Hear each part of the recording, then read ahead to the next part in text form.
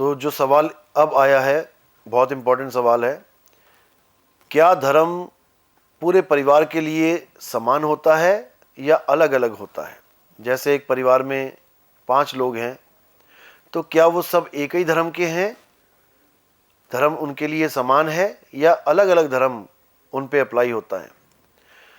बहुत ही इंपॉर्टेंट सवाल है, ध्यान से समझना है। पहली बात तो ये है कि हर जीव का धर्म अलग होता है। धर्म का मतलब होता है धारण करना। जो अपने गुण को धारण करता है वही धार्मिक है। अग्नि का धर्म है जलाना, तो अग्नि सबको जलाएगी बिना भेदभाव किए।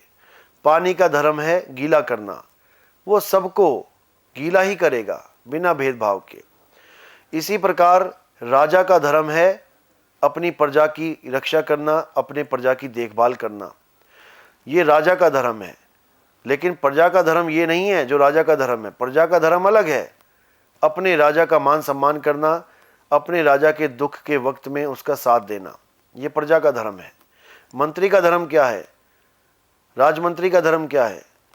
अपने राजा को सही गाइड करना। कोई भी प्रॉब्लम आती है तो अपने राजा को सही सलाह देना। सैनिक का धर्म क्या है? सैनिक का धर्म है राजा का हुक्म मानना और अपने राजा की प्रजा की रक्षा करना। सबके धर्म अलग अलग हैं, लेकिन हम केवल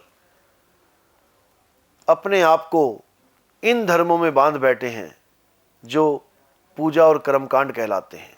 पूजा करना अलग चीज है, कर्मकांड करना अलग चीज है। धर्म सबका अलग होता है। पति का धर्म अलग है। पति का धर्म है अपनी पत्नी की रक्षा करना, अपनी पत्नी की हर बात को समझना, अपनी पत्नी के सुख और दुख में उसका ख्याल रखना। पत्नी का धर्म है अपने पति की हर बात को मानना, अपने पति की इज्जत करना, अपने पति के साथ प्रेम करना। हर इंसान का धर्म अलग है, लेकिन हम गलती से ये मान बैठे हैं कि शरीरों की पूजा करना, देवताओं की पूजा करना ये धर्म है, और जो देवी देवताओं की पूजा नहीं कर रहा है, मंदिर नहीं जा रहा है, वो नास्तिक है, वो धार्मिक नहीं है। ये गलत है। कबीर साहब की नज़र में धर्म क्या है? साहिब कहते हैं जहां दया तहां धर्म है। अगर आपके दिल में दया है तो एक धार्मिक व्यक्ति हैं आप रास्ते में जा रहे हैं, किसी को प्यास लगी है, तड़प रहा है, पानी पानी चिल्ला रहा है, और आप उससे ये पूछ रहे हैं कि तेरी जात क्या है, तेरा धर्म क्या है, तो समझ जाना कि आप कितने ही बड़े पुजारी क्यों ना हो, लेकिन आप धार्मिक नहीं हैं। धर्म का मूल दया है। जहां दया तहां धर्म है, जहां लोभ तहां पाप। अगर आप लोभी हैं तो आप 100% पाप करेंगे। ऐसा हो ही नहीं सकता कि आप पाप ना करें। आप कोई भी नौकरी करते हैं, चाहे सरकारी चाहे प्राइवेट, अगर आप लोभी हैं तो आप ऊपर की कमाई करेंगे ही करेंगे, ये पाप की कमाई करेंगे ही करेंगे, और उससे अपने बच्चों को पालेंगे जो आगे जाके दुख का कारण बनेगा। ये होना ही होना है। लोभ है तो पाप है। अगर किसी को लोभ ही ना हो तो मैं कहता हूं इस दुनिया का सबसे बड़ा अमीर आदमी भी उस एक ईमानदार चपरासी को भी नहीं खरीद सकता। सारी दुनिया के अमीर आदमी मिलकर भी उस एक मामूली चपरासी को नहीं खरीद सकते जो ईमानदार है, जिसको लोभ नहीं है। तो इसीलिए जहां दया तहां धर्म है, जहां लोभ तहां पाप, जहां क्रोध तहां काल है, और जहां क्षमा तहां आप। जहां क्रोध है वहीं काल है, वही सत्यानाश है। क्रोध ही सत्यानाश है।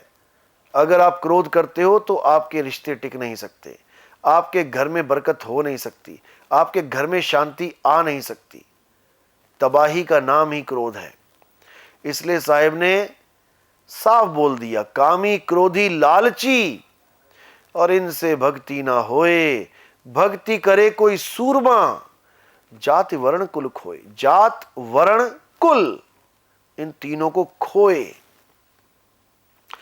एक बार भी ना सोचे कि मेरी जात क्या है, एक बार भी ना सोचे कि मेरा वर्ण क्या है, और एक बार भी ना सोचे कि मैं किस कुल का हूं। यहां कोई किसी कुल का नहीं है। ये सब आ रहे हैं, जा रहे हैं। हिंदू मर रहा है, मुसलमान के यहाँ पैदा हो रहा है। मुसलमान मर रहा है, ईसाई के पैदा हो रहा है। ईसाई मर रहा है, सिखों के यहाँ पैदा हो रहे हैं। इंडिया में मर रहे हो, पाकिस्तान में पैदा हो रहे हो। पाकिस्तान वाले अमेरिका में पैदा हो रहे हैं। ये सब तुमने बांट दिया है इसको अक्षरों के आधार पे, जात पात और वर्ण।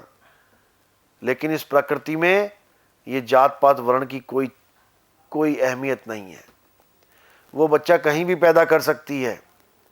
ये तुम सोच के बैठे हो कि मेरे घर जो बच्चा पैदा हुआ, मैं हिंदू हूं तो मेरा बच्चा भी हिंदू है। ये तुम्हारी गलतफहमी में, ये तुम्हारी गलतफहमी है कि मुसलमान का लड़का मुसलमान ही होगा। ये तो तुमने उसको इंजेक्शन दे दिया है, उसको पढ़ा दिया है कि बेटा तू हिंदू है, तू हिंदू है।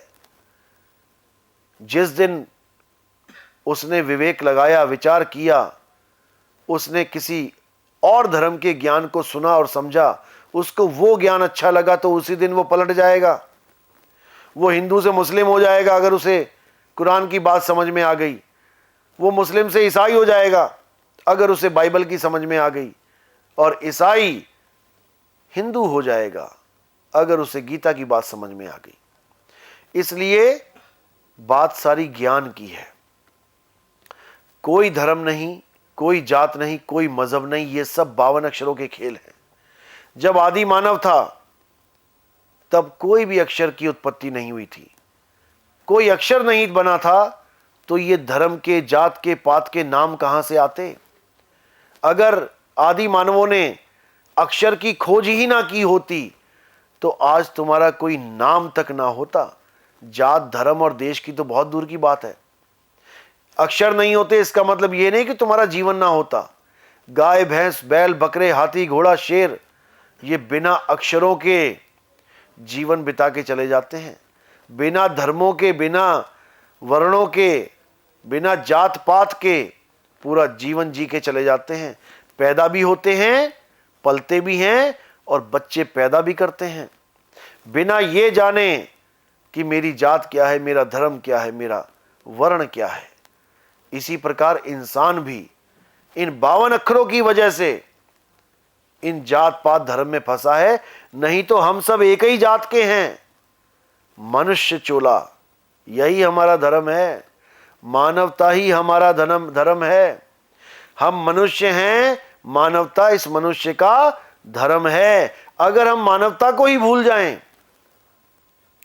तो लोग हमें कहेंगे तुम मनुष्य नहीं हो, तुम तो राक्षस हो, तुम तो नीच हो। इसलिए मानवता यानी ह्यूमैनिटी ये यूनिवर्सल रिलीजन है हमारा। मानवता ही हमारा वैश्विक धर्म है। हिंदू, मुस्लिम, सिख, ईसाई, जैन, बौद्ध हम बाद में हैं। पहले हम इंसान हैं। इंसान को इंसान की मदद करनी चाहिए, यही धर्म है। आज कहीं भूकंप आ जाता है, देश में तबाही मच जाती है, हम कितना दिखावा करते हैं। हमारे देश से 2 हवाई जहाज भर के गए खाद्य सामग्री के, हमारे यहां से डॉक्टरों की टीम गई, हमारे यहां से फौजी गए, हमारे यहां से वॉलंटियर गए। कितना दिखावा करते हैं हम कि हम कितने मानवतावादी हैं। और जब 2 देश आपस में लड़ने लग जाते हैं तब भूल जाते हैं मानवता। तब भूल जाते हैं कि एक एक गोली पे किसी की छाती पे वार होगा। हर गोली पे किसी का नाम लिखा है। गोली से मर रहा है तो ठीक है, और प्रकृति ने जब मारा, भूकंप ले आई, सुनामी ले आई, तो तुम मदद करने चले जाते हो। तुम खुद लोगों को मारो तो ठीक है, प्रकृति मारे तो तुम दयावान हो जाते हो। तब तुम्हारी दया कहां चली जाती है? जब तुम बड़े बड़े युद्ध करते हो, बड़े बड़े परमाणु बम फेंकने का विचार करते हो, तब कहां चली जाती है ह्यूमैनिटी? इसलिए हमें यह पाखंडवाद को छोड़ के एक धर्म, मानवता धर्म को अपनाना चाहिए। और उस परमात्मा को पाने के लिए ये तरह तरह की विधियां चल रही हैं। जैसा जिसको गुरु मिला है वैसी विधि बता रहा है, जैसा जिसको मार्गदर्शक मिला है वैसा मार्ग बता रहा है। हमने किसी का विरोध नहीं करना है। कोई कैसे उस मालिक को पाना चाहता है, कोई कैसे पाना चाहता है। हां, अगर हमें सही रास्ता मिल गया है तो हमें उसके बारे में बताना जरूर है, आवश्यक है। यह भी हमारा धर्म है कि हमें कोई चीज मिलती है तो हम उसके दरवाजे दूसरों के लिए भी खोल दें। हमें कोई चीज प्राप्त होती है तो हमें दूसरों पर भी दया करके वो चीज बतानी चाहिए ताकि उसका भी कल्याण हो। तो धर्म एक है, मानवता धर्म, दया ही धर्म है, और वो पूरे संसार का एक है।